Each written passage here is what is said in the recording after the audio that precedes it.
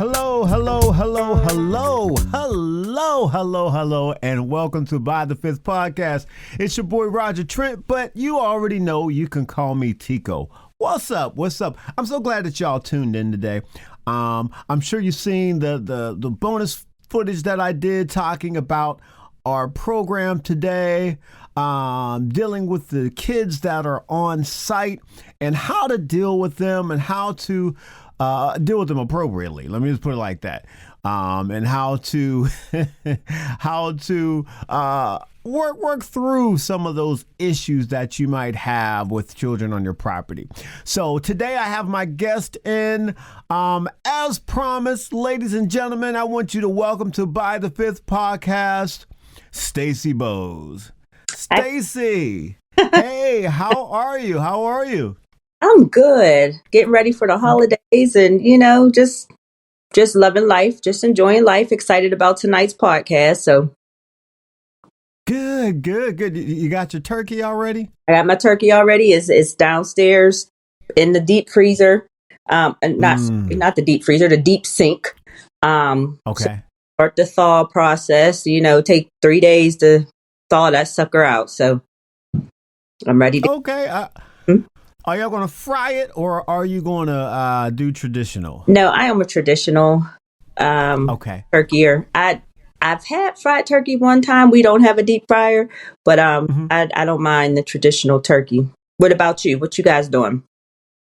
Well, we will do traditional. We've done fried turkey. We didn't fry it, but we have a friend who fries them up real good. But I don't think we're doing that this year. And I will be doing my tofu turkey, as I am a vegetarian. So, Turkey. Yeah, but what's that? Your furky, that fake. My furky, my furky and fries. Nah, it's gonna be. I'll still get my sides. I'll still get my, sweet potatoes and all that good stuff and greens. Oh yeah, yeah, all that still good. I just won't do the meat.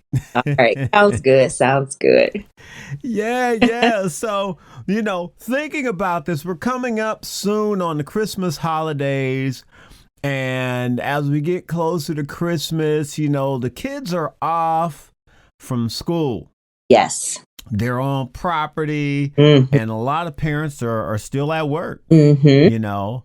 But the kids are home and they are anxious. They're excited. They dancing around, looking up in the sky, trying to see if they see some reindeer. You know what I'm saying? Yeah. You ever see kids when they get some chocolate, they be so excited and they be like just dancing around. Yeah. Dancing, singing, boy, oh boy. Yes. Listen, I ain't mad at them. I'll be the same way. But I came across some footage, and most of you have already seen it. You can go back and look at that bonus footage of a woman a property manager who had a child on property who allegedly was mouthing off to her and in the pool without permission, not supposed to be there. The child allegedly didn't live there. And so she got upset with him and she poured her drink on him and she, in her words, bopped him on the head. So that's why I'm not saying allegedly. She said it, so she did it. All right. And so I talked a little bit about that, and I talked about that never is that okay. Never is that okay. I said it twice. But and if it was my kid, we were going to have some problems for sure. We're gonna have to rectify some stuff. All right. But what do we do if indeed that is happening? A child is there mouthing off and all of that good stuff. So, Stace, let's talk about it. Let's talk about it. What should this lady have done? I mean, let's rule on the side of the kid was not supposed to be there. Mm-hmm. Let's say that the child was mouthing off and cussing her out. Like, what would have been a better way to handle that? Well, first of all, we got to take a look at what our expectations are of it as a child. So if that lady was like, kids are to be seen and not heard, or no kid's going to talk to me like that, and all of those things, that's why she was able to pour her drink and allegedly pour her drink and bop him, because she took it personally. Um, and that was because of her own feelings about, how kids should behave, things like that. Anytime you're dealing with somebody else's child, you have to remember that every kid is raised differently. You can't put your prejudgments or your standards for how kids should be, or, how you were raised, or any of that on those kids. So that's first of all, that's the first thing. We got to put that stuff behind us. Easier said than done a lot of times, especially when things are escalated. But that's the first step, especially in a professional world. Your personal feelings have to be in the back. So what was the protocol for her job? Were there signs posted? Was this kid there before? And if so, because I know he was, did anybody ever reach out to the family to say your child can't come back here? Was there anything in place for, security to get involved, or law enforcement to be called, or anything like that? Because if there wasn't, that was the first mistake. There should always be rules in place so that people know, and that you also have a leg to stand on. Because if there's no rules in place, you don't have a leg to stand on. Why couldn't a kid be there in the swimming pool? Where does it say they can't? Do you have signs posted? Did you, those kind of things. So all companies should protect themselves, and rules are what help protect companies. That's good. That's good. And I did notice on the video where they show that there were signs posted and this child was still going in there. But I want to go back to what you said in regards to our thoughts on how a child should behave when dealing with this, And man, that's got to be. I'm not gonna say it's got to be. I'm telling you, it's hard because. Like, I know what that's like to have a kid, come on property when I was on property and just talk like, oh my gosh, like, who are raising you? You know what I mean? And my immediate mind wanted to go into father mode on how, I feel like a child should be raised, you know what I mean? But I can't because I'm not his daddy, but I wanted to, you know what I mean? In my head, you know what I mean? I had to take a breather, had to stop for a second and say, okay, what is the best way to handle this? Right? Like, so that's kind of hard to get through that, right? It is hard to get through that, but you did something that we all have to do, and that is you stepped back and took a breather. Because in that moment of pause, that helped to de-escalate you. When you feel like you're being disrespected, or, oh, my kids would never, and, oh, that's a little kid, whatever. All of that stuff, that just continues to escalate you, right? And even if the child was being disrespectful, if they do they know that they're being disrespectful? Because let's be honest, there's a whole lot of folks out here that are not raising their kids to be respectful. I hear it, they got to earn your respect just like you got to earn their respect. And respect is a two-way street and all of that stuff. Our generation came from you respect adults, period. Right? If an adult was wrong, you tell your parents later and they handle it. But you did not go word for word with an adult. That's not what's happening in this generation. They go word for word with adults. That's go very word with adults. Yes, that is a very, very good point. Do they know that they're being disrespectful? Right. Such a good point. It's almost like, you don't assume anything. I mean, right? Like, you really can't assume anything. It's just like at the job, you know what I mean? You can't assume somebody knows their job. You can't assume somebody knows what they're supposed to do. That's why you have training and all of that. Because if you assume, well, everybody should know that. No, everybody doesn't know that. Oh, Everybody doesn't have what you feel is common sense. So it's a very valid point, I think, that you brought up. yeah. I mean, and we do that. We assume so much stuff, right? Well, I mean, I was raised this way, so surely, no, what's that mean? Surely what? Surely the rest of the world had to be raised like you? Like, no, but I say that because in my work with kids, I see kids and they're really, a lot of times, they're not even being disrespectful in the mindset of, I'm going to be disrespectful. They're being disrespectful in my interpretation of it, but they haven't been taught that that's disrespect.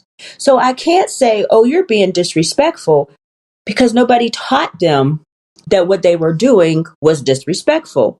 So they're just doing what they do. What you mean? Well, why can't I say that back? Or if somebody gets smart with me, I get smart back with them. My mom said, and it's like, because they're doing what they've been taught.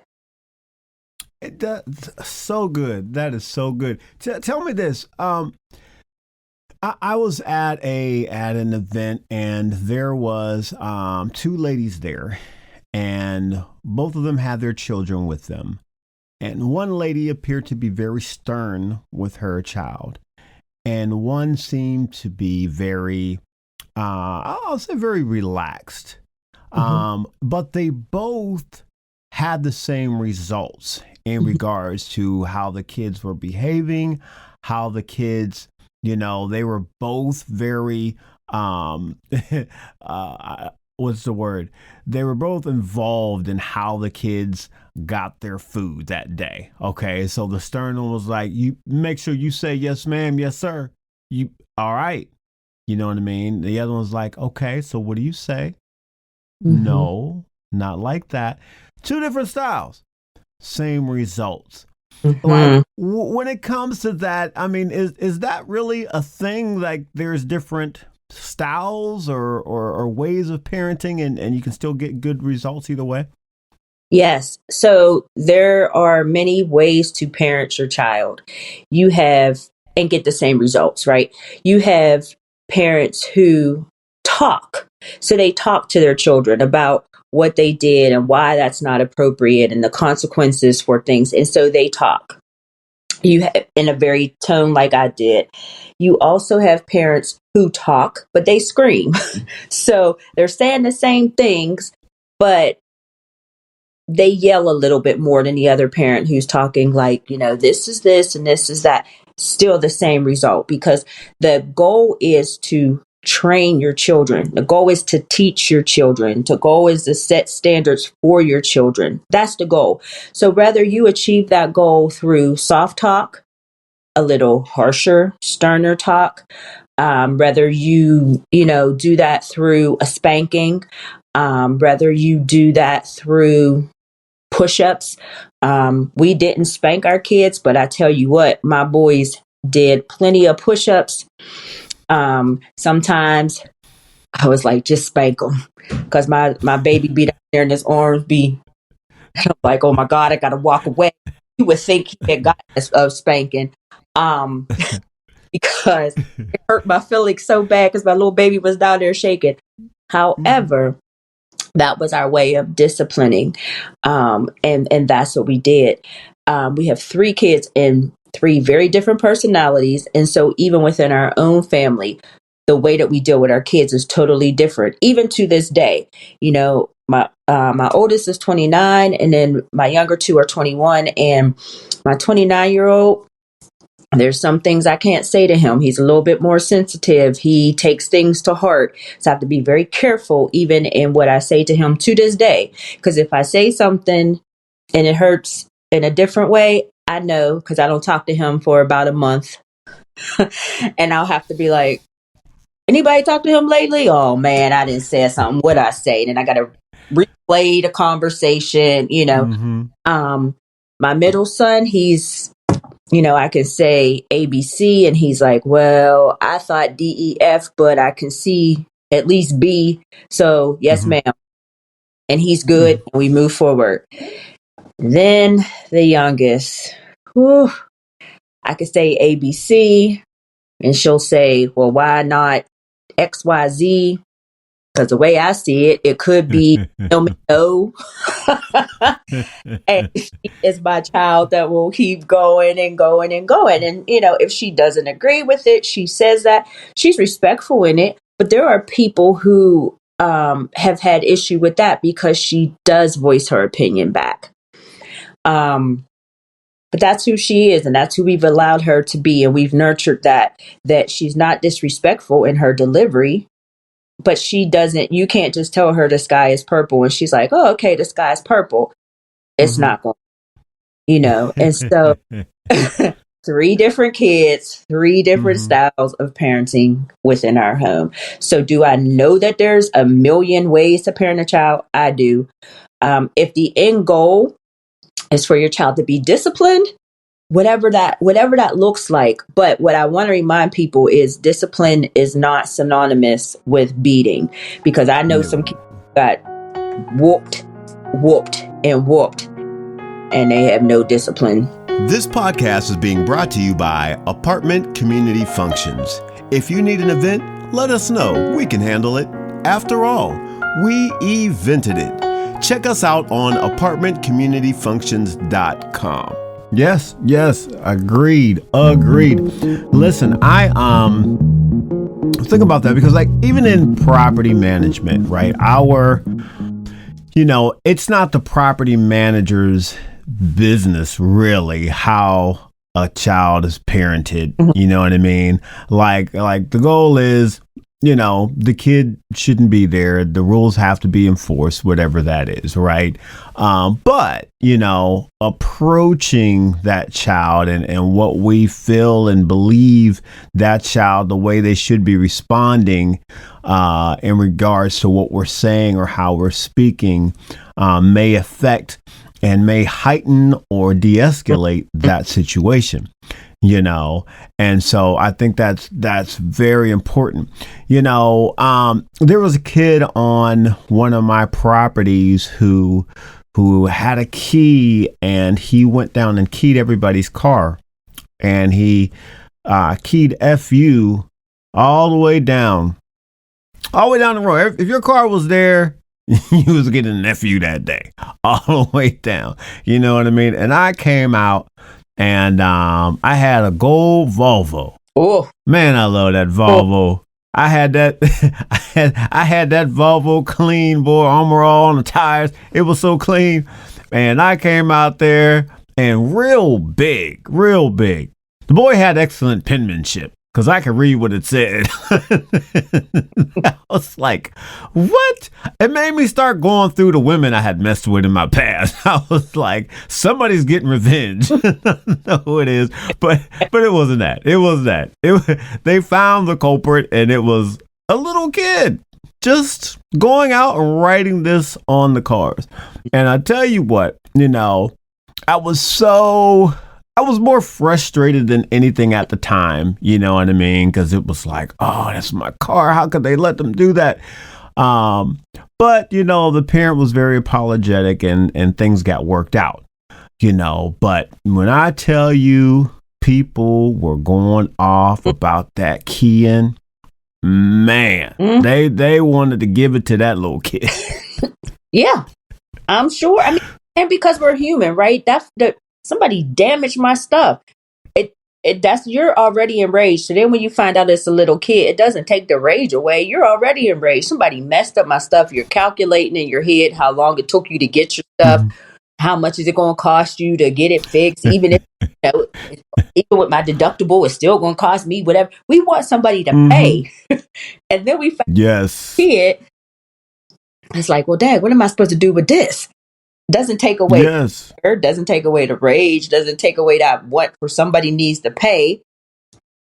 It's still there. But now what do we do? Yes. And as parents, then we go to my kid would never. Maybe. Well, would they? Yeah, Maybe. it would never. But if they were dared, would they? Maybe on a good day they wouldn't. But if the girl that Right. was standing there and somebody challenged them, would they? Or, Mm-hmm. all those outside forces, because it's, even myself as a parent, I love to say what my kids would never, my kids would never. Well, let's this is a good segue because sometimes we're dealing with, and I did on my little commercial, little Billy, right? Hmm? Little Billy's in there and mom's in there with Billy. Mm-hmm. You know what I mean? And she might just be, oh, Billy, don't do that. And Billy don't give a fudge what she's saying. Billy jumping off the computer desk. He's spinning around in the chair. And that boy's hitting the wall. Like, using there like, will you get Billy? Please? Somebody get Billy. But Billy's not listening to nobody. Like, how do you deal with that? So Billy's mom, she missed the mark years ago. When we see, okay, so let me back up a little bit. When we say what our kids won't do, there are some things that your kid won't do because of the discipline. There's some things. So like little kids, when you're in the restaurant and little kids stare at you on the other side of the table, that's what little kids are supposed to do. If you're like me, I've stuck my tongue out at a little kid, like, stop looking at me. And they stopped looking at me. I know, but it is what I did. But the difference with that's a kid thing. The kid who is running up and down the aisles and crawling under the tables, and the parents are either saying nothing or they're, oh, sit down, little Billy. The time to raise your kid is not in the restaurant. The time to raise your kid is not at the community event. Like, that's not raising your kid. Your little Billy act like that because when y'all were at home, this how little Billy act. So when he come out in public, he acts accordingly. You trying to put on a yes. And little Billy is like, this is just who I am. Why she tripping? Why I gotta say why they don't respond? Because this ain't going on at home, but now we out here. You want me? This how I always act. Right? It's a mixed message. Nobody has raised little Billy. But today, because we outside, you want me to act like what?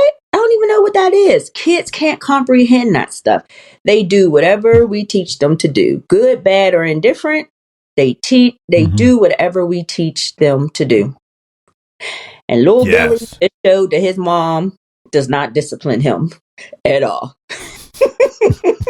Now, what do you do with that? You can't fight. I be wanting to snatch up Billy and Brenda. Brenda needs to get snatched up. He's just doing what he's allowed to do. This is Brenda's fault. That's what I was getting at. Brenda's fault. So, taking it back to property management, that's Brenda's fault. Right? That's who your conversation needs to be directed to. Because, yes, little Billy is driving you crazy because you're like, oh my gosh, I know this boy ain't whatever. And you list all the things. But she's really the problem. Because most kids, and I know there's people out there who will not agree with me, but unless a kid has a mental health diagnosis that's like really severe, most kids are not bad. Most kids are undisciplined. It ain't the kid's fault. It's not the kid's fault. The undisciplined, it's not the kid's fault. What about if it's, a cultural, thing? Like, I remember flying through a storm. It was a horrible, horrible flight. And there was a little boy who was playing around with the emergency door, and he's over there and the mama's just sitting there watching him. She's not doing anything. And everybody in the plane started getting really agitated, like, hey, can you get your baby? But she obviously didn't speak the language. And the flight attendant came over, and I know she probably shouldn't have did this, but because I believe it was in an emergency situation, She snatched that little kid up and sat him down in that chair. And she said, "You sit there, don't you move." Buckled him in. And that little baby didn't move. Sat there the rest of the flight. The plane gave her, a great ovation for that. But, everybody started clapping.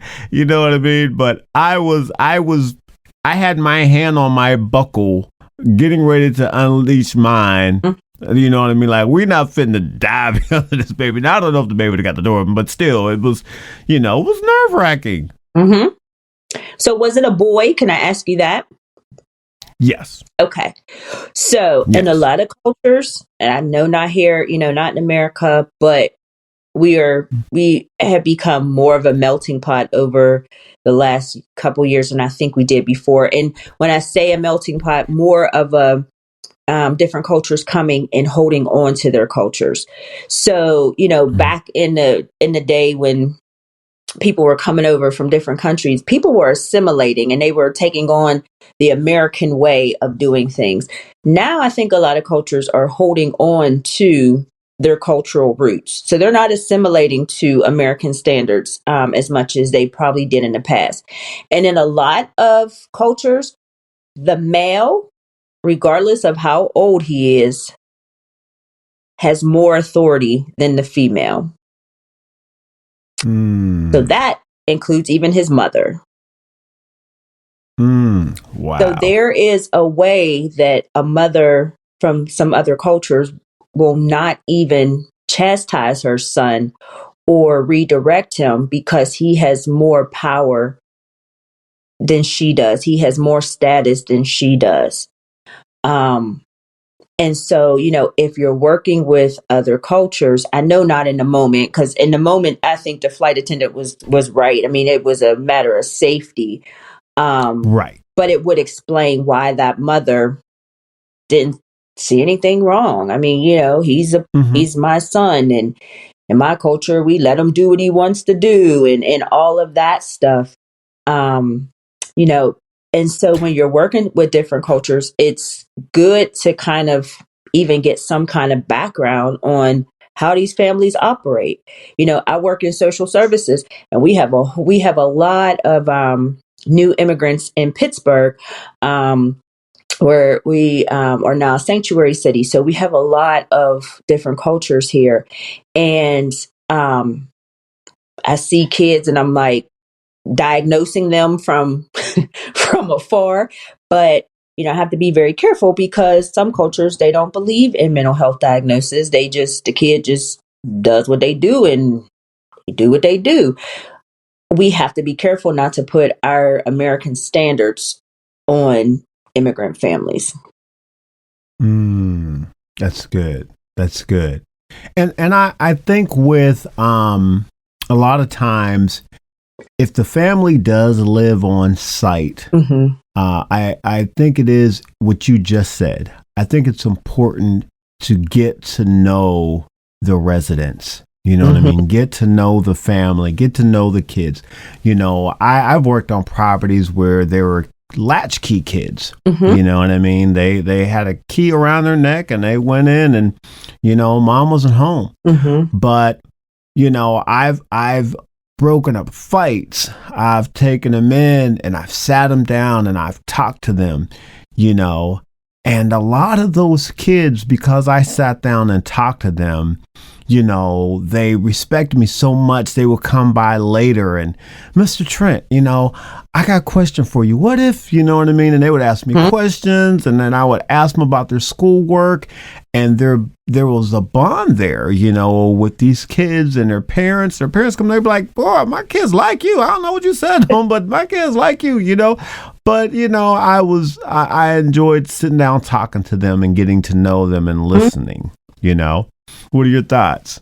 Well, kids want to be heard, and so if I'm acting out, right? So I'm breaking the rules, I'm whatever.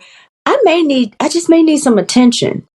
I know, again, when we're at work and, it's like this kid, this or whatever, But sometimes they just need somebody to listen to them, somebody to pay them some attention, somebody to take an interest in what's going on. You mentioned latchkey kids. A latchkey kid is most times letting themselves out in the morning, letting themselves back in the afternoon. Parent gets home later than them, may be tired, it may be dinner in bed. They just want somebody to take some interest in them. And so getting to know them, hey man, what's your name? And you may get the smart mouth response first, why? Or Johnny, that, but Mhm. oh, hey Johnny, I'm Mr. Trent, that whatever. And it's like, wait, somebody took time to simply ask me who I am, Mhm. because we gloss past that, especially when a kid is being bad.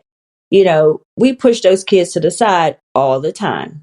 The bad kids get pushed to the side. Nobody wants to deal with them. Nobody takes an interest in them, whatever. And sometimes that's all they want. Somebody to be interested Mhm. in what's going on with them.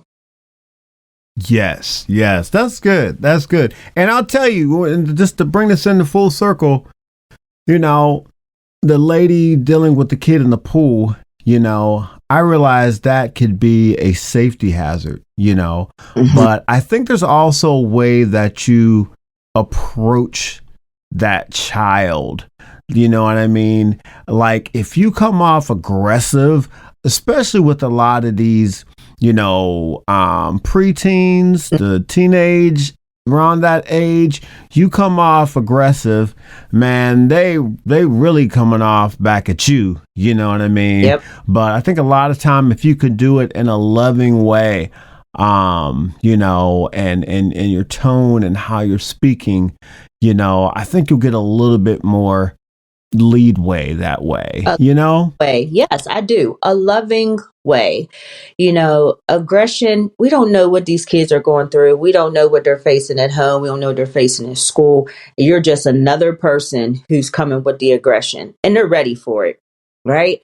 I'm Mm-hmm. ready for it. Give it to me. I'm giving it back and all of that stuff. So when you come at them in a different way, they have to pause because they don't even know what that is. So if all I get is aggression Mm-hmm. and you come with a soft tone, with a caring voice, you catch them off guard, and you'll see them like, because they live in the world, they're ready to strike, right? They're ready to be first. Mm-hmm. They're ready to come at you with something because you got to be aggressive with them. But when you're not, they don't know what to do with that, Mm-hmm. you know. Mm-hmm. And so you will see that. I had a young lady that I worked with, and she came in from day one telling me what her name was, but she had a nickname, but you can't call her that nickname until she approve of you. So, okay, well, I hope one day I could call you by your nickname, you know? And I mean, and she was, my staff was like, hey, I think we're going to have a problem with this one. She's kind of aggressive, a bigger girl to be a teenager. But I took it and I kept calling her by her birth name, and I never used her nickname. And even when she would say it, because, yeah, you got to earn. I'm like, okay, well, hope one day that I can call you by your nickname. Um, and it was just me being kind to her. She Mm-hmm. was used to the aggression and she was used to people not being kind to her. And every morning I would just, hey, good morning.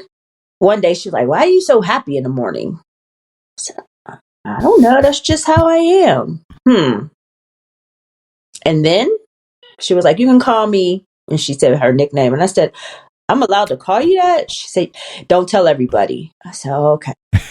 And it, because of that, because I didn't come at her the way that she came at me, and because I was able to see past that exterior, that tough exterior, to get to that softer part of her, she was able to trust me. She was able to feel like I cared about what was going on with her, and then she was able to confide in Mm-hmm. me and actually got to be pretty close to me. But it took work in me because, my first thought is, who are you talking to? Right. Right. Take these glasses off, pop these ears, but Medea.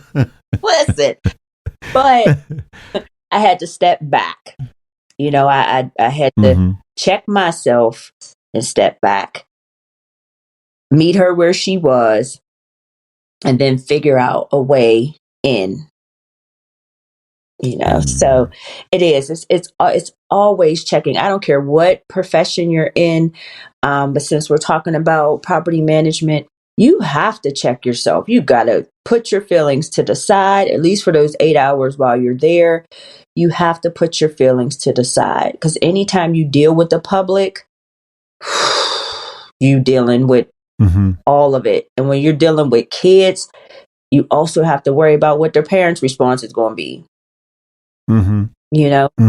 Yeah. And I think, even when I'm dealing with kids that are, especially when it comes to safety things, I really try to educate that parent. This is why you should have, you need to grab your child or whatever. But this is why it's unsafe. We want to make sure that your baby's okay. We want to, and just that, instead of coming off with, hey, get your kid. This is, you know what I mean? Because that parent may get aggressive back too. Now we got this whole, who you think you're talking to? Then it becomes a whole thing there too. But I think it's important that we, have that wisdom to, like you said, take a minute back, get all your stuff out of it. You know what I mean? And let's deal with the rule and why and the safety and all of that good stuff. Yeah. Educating. Out of it. Take yourself out of it. Because at that moment, it's not about you. Yes. That's hard because we're egocentric people. It's all about us. Everything's about us. Yes. The good, the bad, the ugly, all about me. But when you're dealing with the public, it's not about you, and yes, if you don't check yourself, you can make a situation worse. Because like you said, now you got to deal with a parent and, and all that they bring with them and all of that. And so, just try to check yourself, try to remember to do that. And if you stick to the rules, so that's the other thing. If your company has rules in place and you stick to the rules sometimes will save you, because, hey, I'm not saying this because I don't like Lil Billy or because I'm picking on Lil Billy. Here's the rules. This is what you were given when you moved in here. We just got to follow the rules. You signed off on this.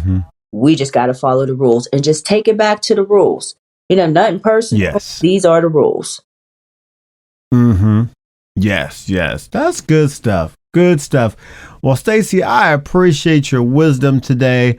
I think it's very, very important. I mean, not just because of everything that's been discussed, but I think there's also some legal ramifications that can happen when you're not handling these things appropriately and according to protocol and using wisdom and taking yourself out of it, like you said. But hopefully today we've, the listeners, you've got some things that you can use, that you can practice to make your community safer, to make sure that you're protecting not just you, but protecting that, $1 million asset that you are instructed to do. We want to make sure of that. And even our flies on the wall, man, I was a young parent and I did not do everything right. Trust me, my kids will tell you. I don't have to tell you, they'll tell you.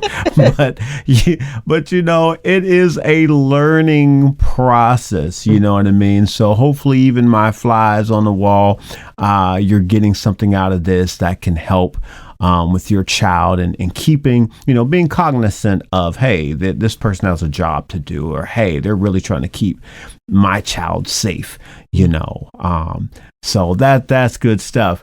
Hey, ladies and gentlemen, I'm going to need you to like, subscribe, and tell a friend all about By the Fifth podcast. We need you not to just do that, but we need you to go ahead, and if you're listening to it on Apple Podcasts, give us a review, give us some stars. Let us know that you enjoy it, and talk about your experience. We really appreciate it, and we want this to grow so more people can be blessed by this podcast. So, Stacie, thank you so much. Happy Thanksgiving to you and your family. Thank you. And yes, happy Thanksgiving. Absolutely. Too. Thank you. You enjoy your turkey, and I'm gonna enjoy my what'd you call it, furky? Yeah. My furky. I'm enjoying my furky. Hey y'all, listen, we'll see you next time on By the Fifth podcast. God bless and have a wonderful day. Bye-bye. The name is Trent, Roger Trent, but you can call me Tico. What's up?